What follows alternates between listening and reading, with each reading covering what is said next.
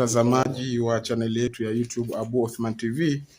Leo tumepata bahati ya kufanya ziara kwa mara nyingine hapa Mwananyamala Madrasa Shamsil Huda, chuoni kwa Ustadh Sheikh Muhammadi ibn Mujahid, na yuko mbele yenu hapa kwa ajili ya kumuuliza masala kadhaa yanayohusiana na Uislamu, hususan katika mwezi huu ulio mbele wetu, mwezi mtukufu wa Ramadhani. Sheikh Mujahidi, Waislamu na umma kwa ujumla unaomba uwafahamishe haya masala katika ufafanuzi uliokuwa mzuri. Imekuwa ni ada katika miji yetu ya Kiswahili katika dini hii ya Kiislamu kwa baadhi ya watu kufanya jambo linaloitwa vunja jungu pindipo Ramadhani inapokaribia. Hili jambo katika masala ya kisheria limekaaje, Sheikh? Assalamu alaikum wa rahmatullahi ta'ala wa barakatuh. Wa alaikum assalam wa rahmatullahi wa barakatuh. Hili jambo ni jambo la kutengeneza, tena kutengeneza kwa watu ambao ni wajinga wa dini, watu ambao hawajui dini, ima kwa kudharau kutojua dini kwa kuwa hawakupita madrasa, hawakusomeshwa, pia kwa kudharau kuwa hawaulizi wakaelezwa. Kwa hiyo ni utaratibu ambao umewekwa ni watu ambao wako dhidi ya dini, wako kinyume tofauti na dini. Katika dini hili halipo. Na si jambo zuri, ni jambo baya, ni jambo haramu. Na ni vipi kwa wale Waislamu ambao wanaishi bila ndoa na huku wanaufunga mwezi mtukufu wa Ramadhani? Hili ni kosa kubwa na ni kukengeuka dini. Na saumu zao kwa hakika ilivyo ni batili. Saumu zao hawafungi, hawako katika saumu. Kwa sababu saumu imeletwa kwa sababu Mwenyezi Mungu Subhanahu wa Ta'ala asema kutiba alaykumus siyamu kama kutiba ala alladhina min qablikum la'allakum tattaqun. Kwa kufanya hivi hapa hakuna takwa. Kwa hiyo saumu haipo. Wanakuwa wako nje ya takwa. Vipi kwa mwenye kufunga huku akiwa amemrudisha hawara yake kwao, kwamba yeye haishi naye tayari, Ramadhani imekaribia, nenda kwenu, mimi nabaki, nenda kwenu kafunge, mimi niko hapa, nitafunga hapa, lakini makusudio yao ni kwamba Ramadhani ikisha manake wanafanya marejeo? Hii inarudi ya pale pale, ni kwamba kamrudisha, lakini ndio vile vile bado anaye, kwa sababu katika sheria ya Kiislamu wanasema al-umuru bimaqasidiha. Mambo yote yanazingatiwa kwa makusudiwa alionayo yule mtu. Kwamba amemrudisha anaye, lakini amekwenda kama kumpumzisha. Hili neno al-umuru bimaqasidiha, bado anaye, maana ni wake. Maana Ramadhani kimalizika ni kwamba atarudi. Ndio anaye, yuko naye kama yuko naye nyumbani. Sawa. Kwa maana hiyo kule yule mwenye kwenda saumu mushkeli na huyu mwenye kubaki mushkeli. Sawa.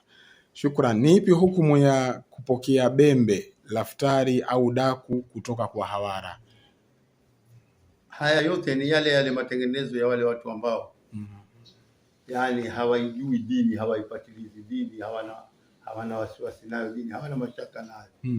Ni watu wanatengeneza matengenezo yao ya uovu. Kinyume na Uislamu. Hakuna hiyo habari katika habari ya bembe sio nini. Sawa. Ila zawadi ipo kwa asiye kwa hawara, kwamba mtu tu akakuletea iftari. Sawa. Zawadi ipo, watu wanafuturisha pia. Sawa. Inaruhusiwa na ina thawabu nyingi. Yaani unapata thawabu za wale wanaokuja kufuturu. Sawa. sababu zao wote walizo na wewe unazipata zile, basi na kupunguziwa wao wala wewe. Sawa sawa. Sawa sawa. Na ni vipi kufuturu futari unayoifahamu uzumbuaji wake, kwamba uzumbuaji wake una tofauti kidogo, labda una haramu, wajua kabisa huyu mtafutaji wa hili kidogo ana mushkeli? Itategemea kazi zake anazofanya. Kama ni kazi za haramu tupu haitafaa. Kama labda kuna halali, wewe nia yako waweza ukapitia huku, ni hela zake zile za halali. Sasa lakini kama hana kazi nyingine, ni kazi ya haramu, haitafaa. Futari hiyo haitafaa. Sasa na ile hali tukiwa tuwafahamu wenye kufuturishwa. Sawa sawa. Ni ipi hukumu ya mwenye kuswali na ya mwenye kufunga na haswali? Saumu yake hana saumu. Wasema akifunga, yani kufunga ni kujiepusha na vile vyenye kufunguza, kula, kunywa, kufanyaje. Anajiepusha na vyote hivyo. Lakini inasemekana kuwa hafungi kwa sababu haswali. Sawa sawa. Si kwamba huyu kwa amri ya Mwenyezi Mungu tayari yeye kishajikomboa, ametekeleza amri ya Mwenyezi Mungu ya kufunga, anafunga. Lakini sasa haipo saumu kwa sababu haswali. Sababu saumu ni ibada kama vile swala. Swala ni ibada kama vile saumu. Sasa kwa hiyo hafungi, yani anakosa zile fadhili za saumu. Sasa anakuwa haswali. Sasa tunaelezwa na wanazuoni kwamba kusengenya ni sawa na kula nyama za watu.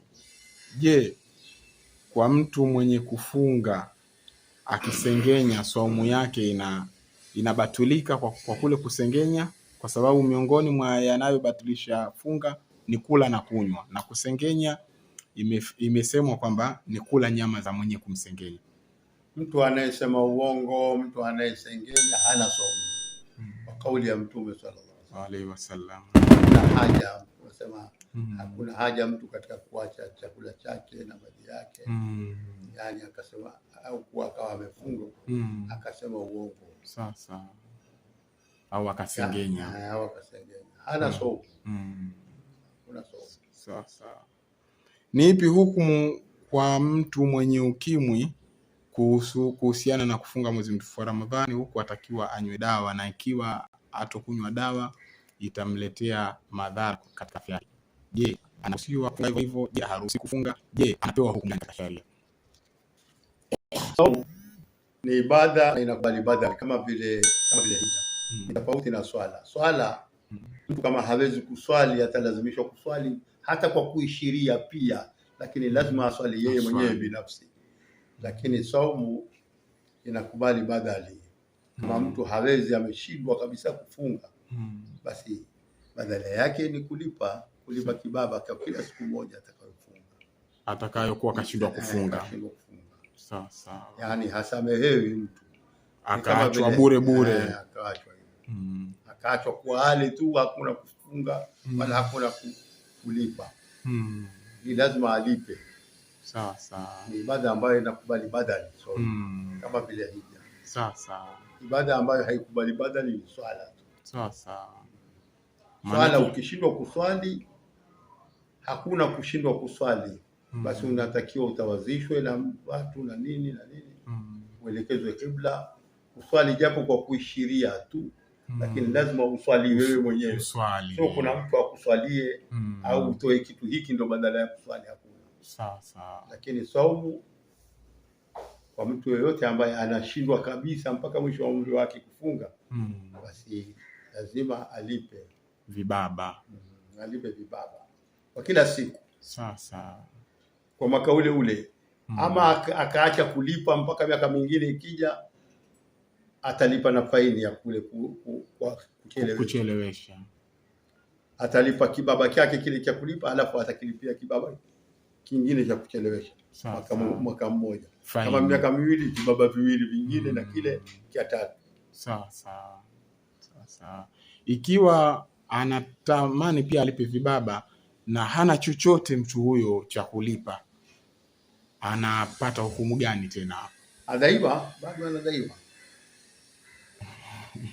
Anadaiwa mpaka aje alipe. Yaani hata samehe. Kwa hiyo ima alipe swaumu au alipe hivyo vibaba. Sawa sawa. Sawa.